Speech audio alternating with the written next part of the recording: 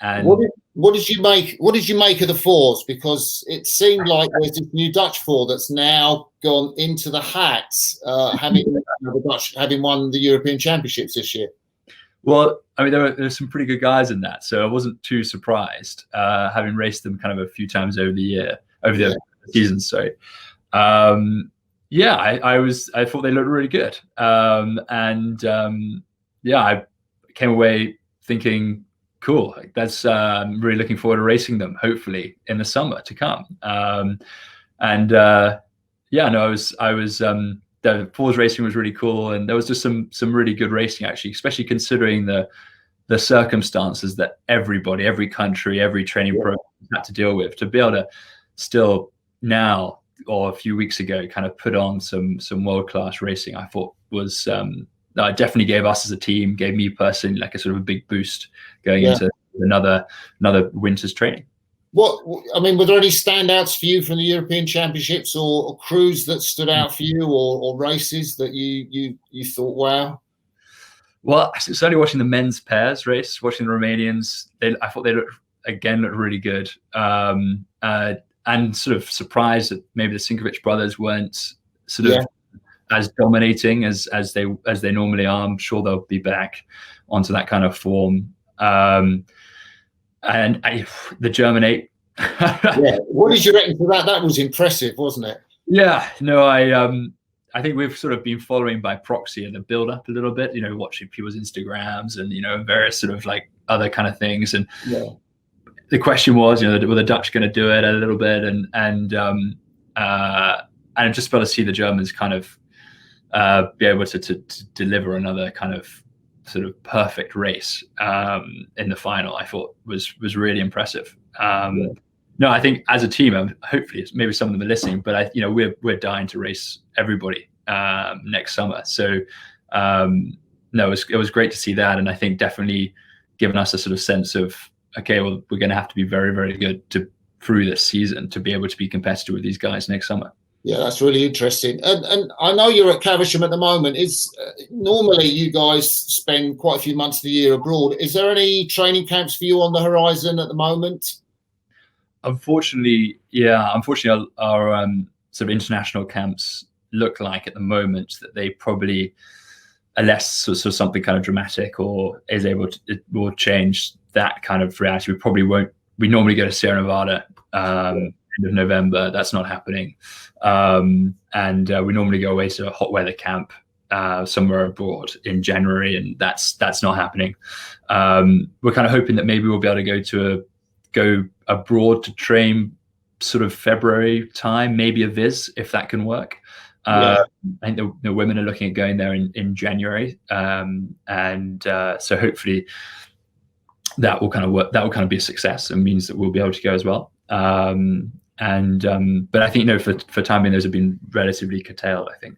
Yeah. So at the moment, you'll be at Caversham. Is there any sense for next season? I mean, will there be trials as normal? Have you had a sense yet of what next season will look like, and what are the milestones in terms of deciding which crews will be what for the Olympics? I think a sort of probably halfway there. I think we've got some. We've got a kind of plan, but very much the plan is this could change, and this might have to. We might have to adapt it to sort of other things that are going on. We've sort of got a trial pre-Christmas, so probably kind of a water test to sort of see the kind of boat speed everyone's doing, and then in the new year, I think probably looking at a sort of final trials, I think, and then followed by a sort of kind of crew formation period of time. The similar time frame to last year, so probably looking at having the squad kind of mostly in place come April, and then ready for the World Cup season. And I've been asking people that I've been chatting to over the course of a few months. I mean, for a sense, do you think the Olympics is going to happen? And how much is that on their minds? I mean, what's your take on it? Well, I had I'm sure you probably won't mind me saying, but we had drug testers came around a couple of weeks ago, and and I'm a. It takes me ages to pee with someone watching. So the poor guy's got to sit there and make idle chat with me for an hour or so. But yeah, no, he thought it probably wouldn't go ahead, and I remember thinking, well, this is gonna be great then. Obviously, yeah, Wednesday afternoon. But you know, we're all hoping it does, and I think some of the noises, the sounds that are coming out sound like they're going to be, you know, the Japanese have increased their capacity in stadiums to, I think it's 50,000 now. So it sounds like they're relatively confident that internally within Japan, they can host major sports events. You know, their baseball, football's kind of back on, their rugby season starting. Whether we'll be able to have, how they manage loads of international athletes and then spectators is probably a different matter. But I would have thought with the amount that the Olympics has invested, everyone's invested in happening. I think it seems like, and of course I'm very much kind of hoping it does, that it looks like that it will go ahead, and it probably won't be the Olympics that we all kind of know from before. But you know, I mean, if I can have a regatta that's called the Olympic Games, then it doesn't matter where it is or when it is. I'm up for that. Ollie, I know how much getting an Olympic vest means to you. Yeah, I know, because you know I've heard you talk about it. I know you must have had the experience of 2016 of being a spare, which is it's really interesting. You know, you talk to athletes. Like I was talking to Olivia Lowe, who was the spare for the New Zealand team, and then she came back and won the world title in the double in 2017. And she found it really interesting and useful to, you know, look at international rowing from the outside. But I also know as a spare, you know, it's one that you're on the outside of the team, and there are people going for competition, and that's the desperate thing that you want to do, and you're not able to do it. So yeah, I know you really want to get to these Olympics. Yeah, I'm definitely. You know, I've spent 4 years in the team up to Rio, and then was Callum and myself, and then Henry as well, were the 3 guys that weren't selected to go on, you know, on the plane over. And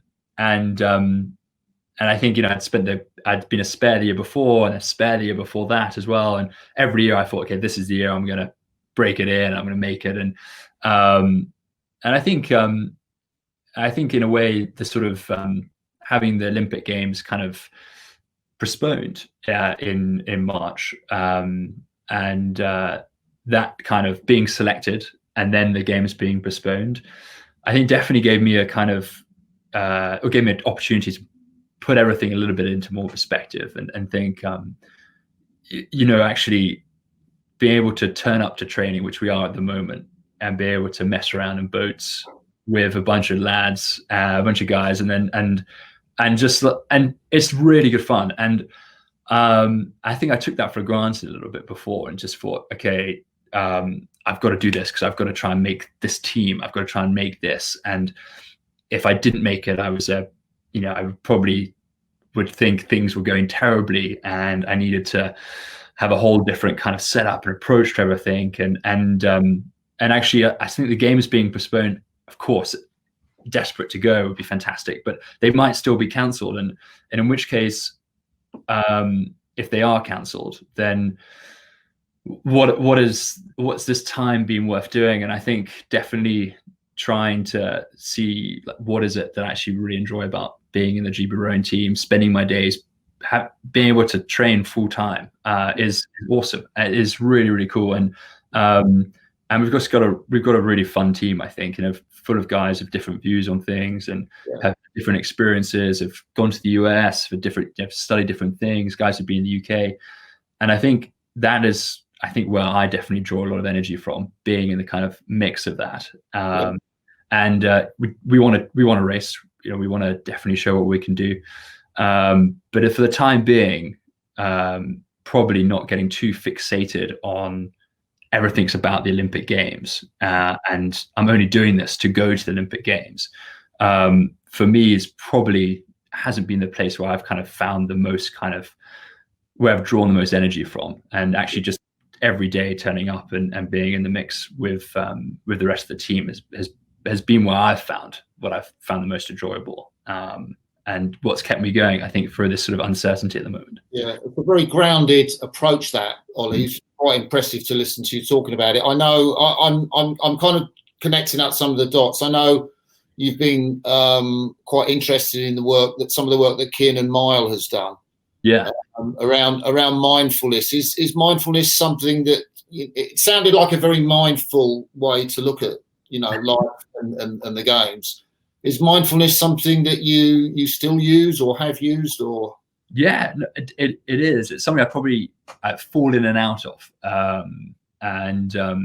but no, it is. And Keenan Meyer is a guy. He's doing a PhD at Oxford, and him and I sort of exchange sort of ideas, and he basically just sends me research papers to read. He doesn't get much back from me. I think the kind of it seems like there's some really interesting. There is really interesting work being done on why is it that we invest so much in sport, and why do we kind of care for it so much. I haven't read Kath Bishop's latest book about sort of the long win. The long win. I haven't read it, but I've spoken to Kath a few times, and for me, a lot of these things tie in together, I think, I think probably being sort of mindfulness as a kind of concept, I think, is something that probably has two really good purposes for me. I think one, it's sort of its process helps me to step back and just think and just sort of actually probably appreciate what is happening right now. That's quite good, instead of putting a lot of value or emphasis on this end goal. And then secondly, I think it's just really good for sort of athletic performance. So before a race or sort of an ergo performance, I'll try and steal sort of 10 minutes somewhere and try and do a little bit of mindfulness. And I think that sort of helps me get into a better mindset for an actual performance, as opposed to what I used to do, which would be crank up Rammstein and march around the gym. So it probably has a sort of kind of holistic side, and then actually a directly performance-based thing as well. Yeah. Ian Weir, who's watching on YouTube, Ollie. Sometimes we get these questions through. Does he want an Olympic vest enough to continue into 2024? I was kind of going to ask you that later on, but as Ian's put the question up, I thought, why not? Yeah. I at the moment, I'm not sure. I think that will probably be how the season goes. I think. I guess a little bit before, I don't want to sort of think, I need to get an Olympic vest, because then I've like made it. And if I get an Olympic vest, then it's all been worth it. I think, yeah, for me, it's probably a case of seeing what happens this year and seeing how I enjoy a kind of year where maybe there is that uncertainty, because of course, another 3 years after this year, there's plenty more kind of uncertainty. But if I pin everything, all this time on, I have to do this so that if I go to the Olympic Games, then it's everything's worth it. Then I think there's a recipe there for me to come a little bit unstuck. Yeah. I think you're actually really, that's a good place to be grounded in the present, rather than go ahead. I find that quite a strong attitude. One of the just while we're on this thing around, you mentioned Kath Bishop's book, The Long Win, and there does seem to be a move, certainly from UK Sport, the funding body, to talk about how Olympic funding is going to be distributed. And he's talked about supporting the development of the person as well as the performer. This is Simon Morton, the UK Sport COO. And we'll have an ambition that athletes will leave the high performance system feeling richer for their experience, irrespective as to whether they've succeeded or not on the field of play. Do you think Caversham has got that right all the years, or is that something that Caversham could be better at? Yeah, I think it's really interesting hearing that come from UK sport and tie it in with funding. I'm sure you've seen the news a little bit in various different parts of like the sporting world of of kind of individuals or sports where people have really burnt out, or something really a kind of a culture has emerged that has been really detrimental to the athletes, and probably as a community are probably sort of thinking we're not kind of happy with that. We want success, but we also don't want to have athletes who are kind of plagued by their experience for the rest of their life. And I think being able to marry performance and also the kind of values that we probably have and we probably expect as a kind of culture as role models is really important. And I think that's sort of quite important. And I think, to be honest, Caversham gets it right and doesn't get it right sometimes. And I think that's something that they're trying to change and make kind of more of a thing at Caversham. And so yeah, probably a bit of both, really, like a lot of sports are trying to deal with at the moment. Yeah, I just wonder, it's a really interesting thing because the funding on medals and the focus on medals, I kind of remember, I think I was doing an interview with Steve Robotham in 2012. You'll remember Steve, I think. And I think he was in the quad, they hadn't gone through the heat. They had to go through the repechage. And I think I was talking to him, about the repechage. And he was going, well, I'm still here to win a bloody gold medal. And I thought, kind of, because I knew the standard of the quads and I knew where the GB quad was. And I thought, I don't see you really with a strong chance of winning the gold. And it was almost like if you were at Caversham, you had to think we're going to win a gold medal. It was that sort of mentality. Yeah. And that's good mentality. There's nothing wrong with that. It's, we should be, we're funded athletes. We've got a fantastic training center. Of course there could be little things that, better, but we train full time and we've got, great coaches, great kind of support staff, state of the art boats and stuff. There's no reason why we shouldn't be going for gold every time. And I think that as a mentality is exactly the right one.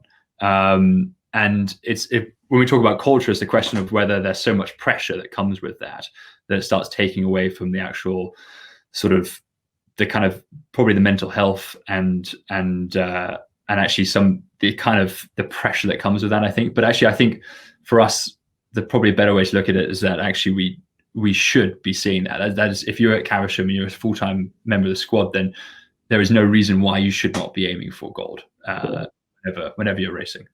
One of the things I wanted to ask, Ollie, I see you as one of the most resilient athletes in the system, precisely because, you've explained for how many years that you were in the squad and were the spare on the team. And I kind of, would be really interested for people to get a perspective on how you managed to motivate yourself or how you managed to keep going, because you didn't get an awful lot of racing for 2014, 2015. How did that work for you? Thanks for reminding me, Martin. No, I'm joking. That is the definition of resilience, isn't it? I mean, well, I think I suppose there's a lot of other things that kind of going on. I think when you see your guys in the team, guys recovering from injury and things. But for me, I wasn't sort of seriously injured during that time, and I suppose I always believed. I think, and I think there were and there are always, as an athlete, really difficult moments.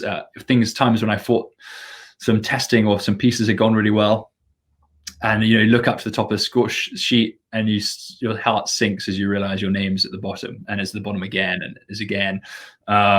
And I think there's probably an element that I know that this is the right thing that I'll be doing, is to keep trying. And I think actually that even maybe when success starts to come a little bit, there's always more to kind of learn about how to get better. And I think sometimes when you come up short again, you're forced to think, okay, well, this is not working, or these guys are better than me, but why are they better? And then to try and do something about that. And I think that kind of process of discovery, I think is really difficult sometimes, of course, but is actually also really enjoyable. There was kind of no moment where I was like, sod this, I'd much rather be doing something else. I was always like, okay, this is awful, and everyone's gone out and I'm in a single again because there's no one else for me to row with. But like, I'm still kind of here. And I still know I can be better. So that's probably what kind of does keep me going now and kept me going then.